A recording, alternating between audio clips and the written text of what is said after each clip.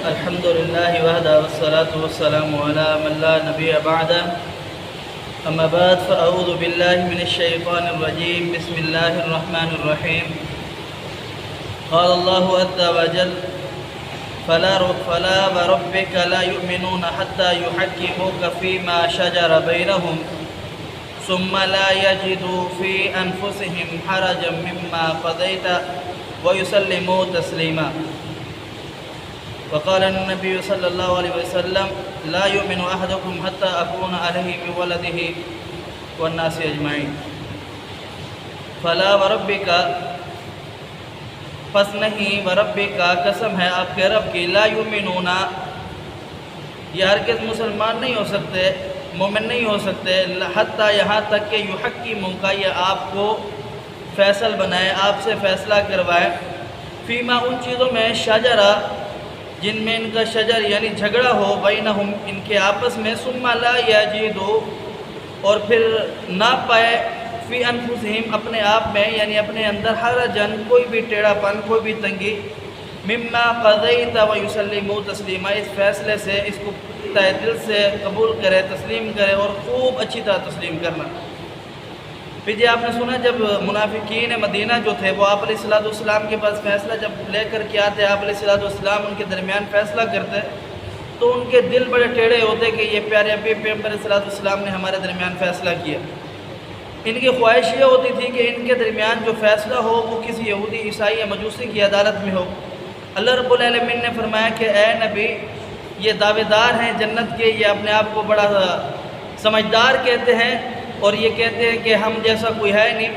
آپ ان سے کہہ دیجئے آپ اس وقت تک مومن نہیں ہو سکتے، ایمان والے نہیں ہو سکتے، اس وقت تک آپ اللہ رب العالمین کے محبوب نہیں ہو سکتے جس وقت تک پیغمبر علیہ السلام کا جو فیصلہ ہے اس فیصلے کو تہ دل سے قبول نہ کر لیں.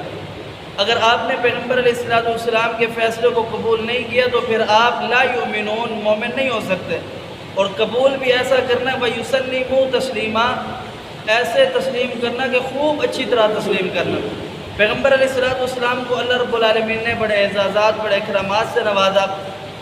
اللہ رب العالمین نے انسانیت کو پیدا کرنے کا مقصد جو بتلایا وہ دو ہے کہ عبادت دو چیزوں کا نام ہے، ایک حقوق اللہ اور ایک حقوق العباد.